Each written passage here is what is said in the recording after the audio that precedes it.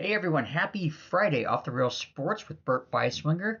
Hope you're getting a leg up on the weekend, having a good day. 61 degrees, 61 degrees is a high today.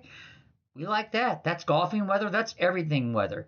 Um, we got a leg down still a little bit, so not able to get out there and enjoy the summer or spring activities, spring weather type activities. But hey, whatever. We're gonna press on.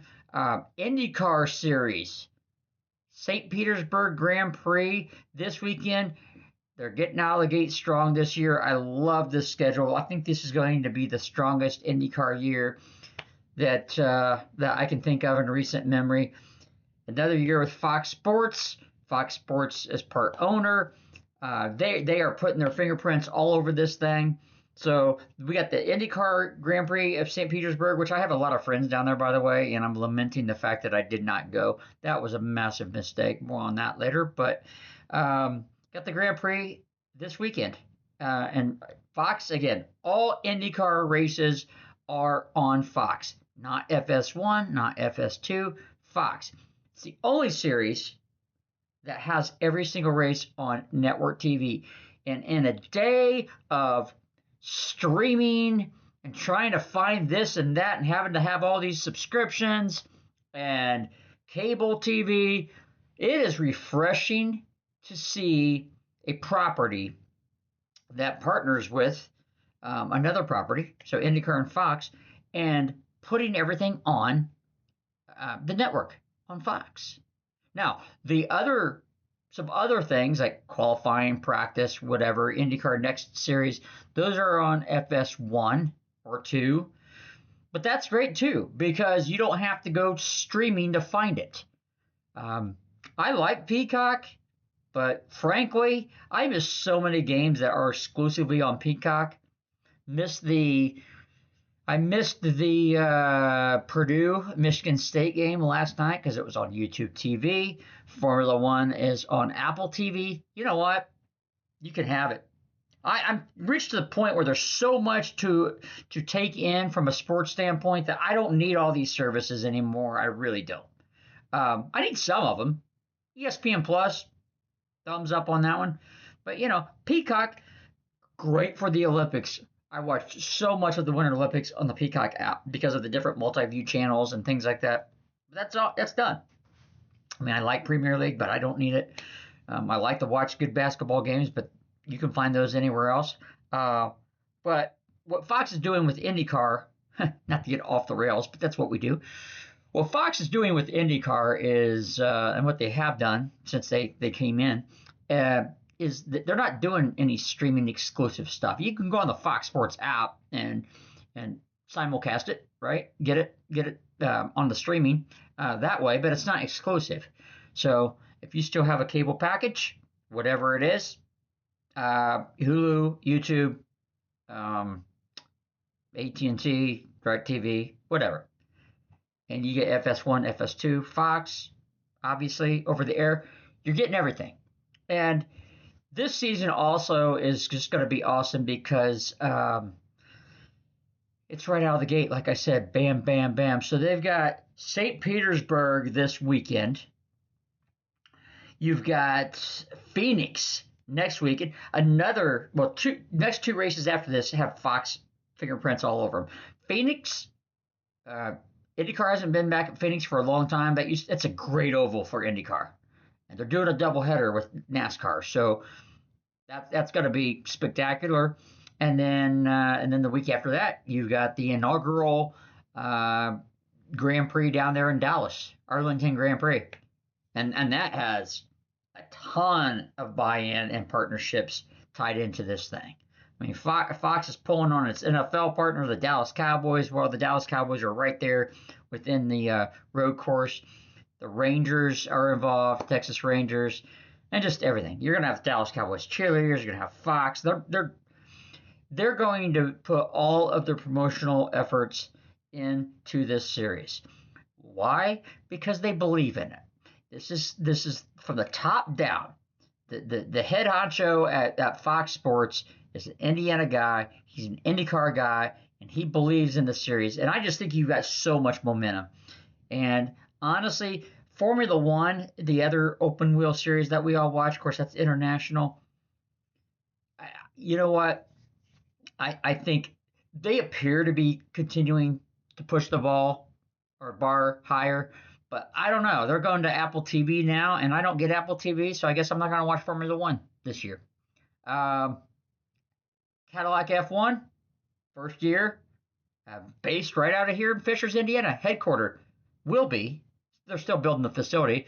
They also have their facility in Silverstone, England. But I want to watch Formula One. I like it. It's on in the morning, so it doesn't get in the way of anything. But IndyCar is, you got more and more drivers coming over earlier in their careers from over there. This is a great series. You got more partners than ever. You got the best broadcast partner you've ever had. There's just so much momentum. You've got a Schumacher in the series now, Mick Schumacher, Michael Schumacher's son, is racing for Rahal Letterman Lanigan Racing. All kinds of good stuff.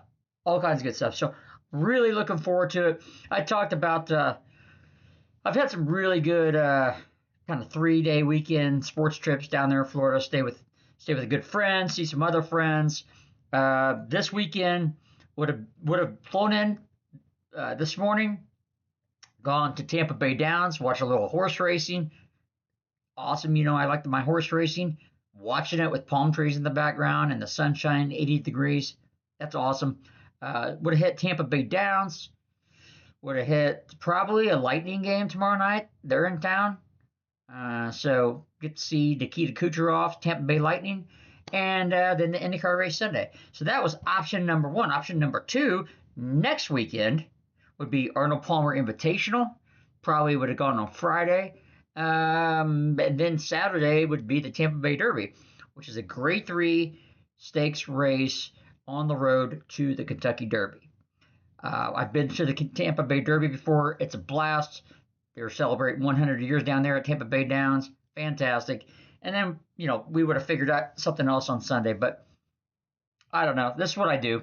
I don't plan things sometimes, and then I complain about it for the next month and say, well, we'll do it next year. There is no guarantee that you can do it next year. Other things change in your life.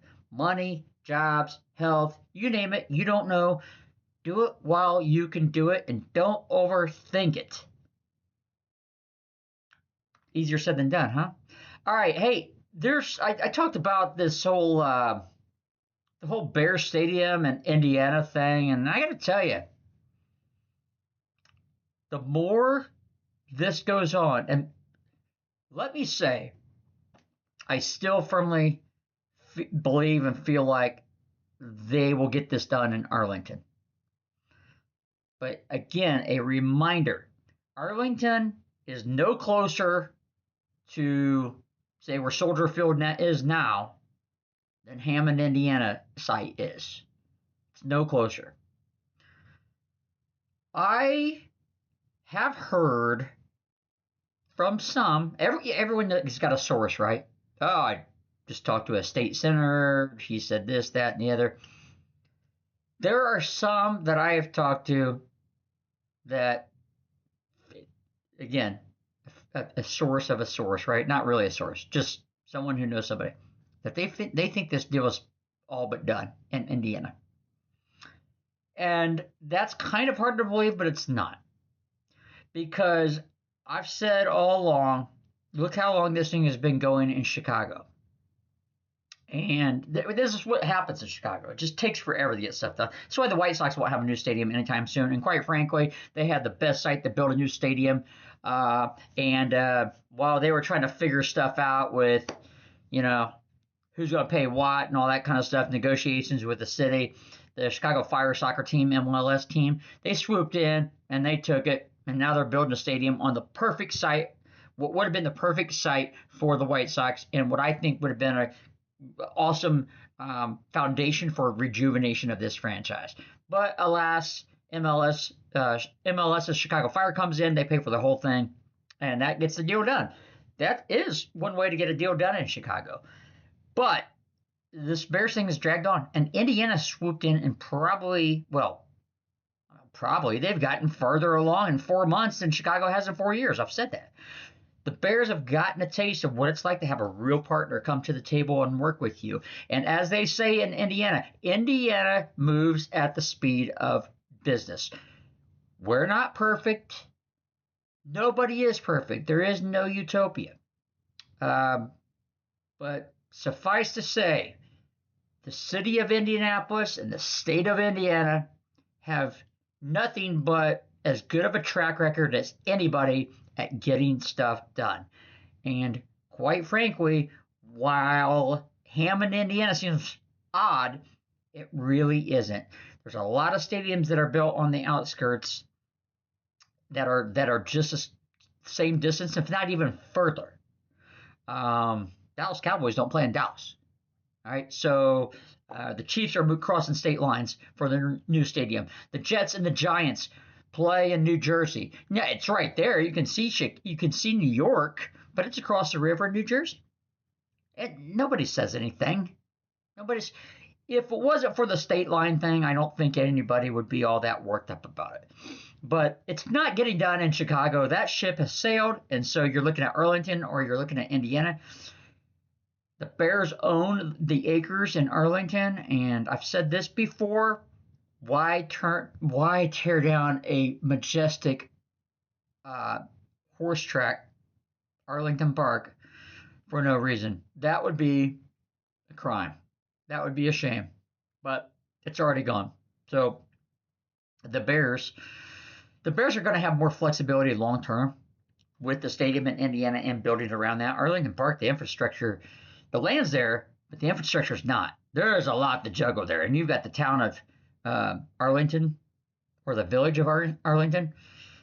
It is, there's a lot going on there. I don't think everybody that lives in that beautiful area is loving the prospect of a football stadium being there. So anyway, I've talked about this before, but this thing is just, I know Chicago's making progress, but I don't know.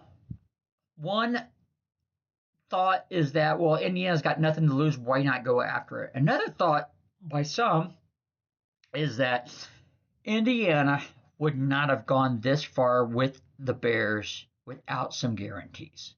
You know, it's one thing to say, hey, we're interested in partnering. Let's have some conversations. Let's talk just big picture here and some certain different scenarios that we could be a possibility that we could work around or work within or whatever. I think it's gotten further than that.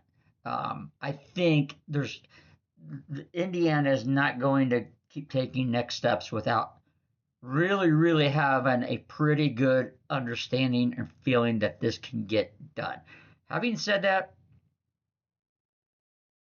I still think they're going to be in Chicago. But I've been told by someone who just talked to a state senator that the deal is all but done in Indiana. So we'll see. All right. Hey, look, we're heading down the home stretch of college basketball. Lots of good stuff. Tomorrow, game of the day for me is Arkansas at Florida. The Gators are just quietly, they played one of the toughest non-conference schedules in the country. They lost a couple games they probably shouldn't have lost, but they lost a lot of games against the best teams in the country by barely. A point here, 2 points there, 6 points there. 10 points total, I think, to Arizona, Duke, and UConn. But they have been trying to figure out this new look that they have this year. Last year it was all about the backcourt. This year it's all about the front court. But now the guards are playing. And if the guards are going to play at the level they've been playing lately, Florida is right there in that top tier. And they're up 7th in the country. They host Arkansas. Game day is going to be there in Gainesville, Florida. So looking forward to that. Looking forward to everything down the home stretch. IU, I saw where they're still in the tournament. I have no idea why. They're only in the tournament because right now they're probably only in the tournament because the referee stole a game from Wisconsin. So people think and say. But nonetheless, they lose at home to Northwestern. And there's no shame in losing at Illinois and at Purdue, but they got clobbered. Purdue loses again. They lose to Michigan State last night. And didn't get to see the game. It was on YouTube. But yeah, Purdue's starting to land where I thought they were all along. I never understood the number one team in the country thing. Never, never, never. Um, and I was listening to a show this morning, and someone said, I think Purdue now has probably played their way out of a chance at a number one seed. I'm like, what? You think? You think? I think they're playing their way into a 4 seed. Maybe 3. It's not overreact, but they're going down, and Florida's going up, and so we'll see. I think it's going to be interesting. I think when the dust settles, we are going to have probably 7 teams that have a chance to win the national title, in my opinion. But it's been a great year, and it will continue to be. By the way, my Ohio still undefeated. They're still talking like, yeah, if they lose a game, they'll be on the bubble. That is insane. Get rid of the committee. Hey, NCAA tournament committee, you're worthless. You're worthless. You guys you don't have any human element into your selections. You just look at numbers. It's just all about, and then you move the numbers around based on whether it's a big conference team or a small conference team. You don't make any hard decisions. In fact, you usually make a couple of really dumb decisions because you're trying to get another big conference team in, a la Virginia over Indiana State, and we could name a bunch of others. But nonetheless, this is awesome. We got college baseball going down the home stretch of basketball, IndyCar series kicking off, golf's in full swing, no pun intended, and we love every minute of it. And we're on the road to the Derby. I always point to the horse calendar there, Santa Anita, but we're on the road to the Derby, and it's heating up. Hey, have a good one. Everyone get a leg up on the week. Do what you got to do. Get outside, enjoy the 60-degree weather. Or my friends in Florida, dang, Off the Rails Sports should be down there reporting live from the Grand Prix, from Tampa Bay Downs, from the Arnold Palmer Invitational. Drop the ball. But it is what it is. All right. Have a good one, everybody. Get a leg up and have a good weekend.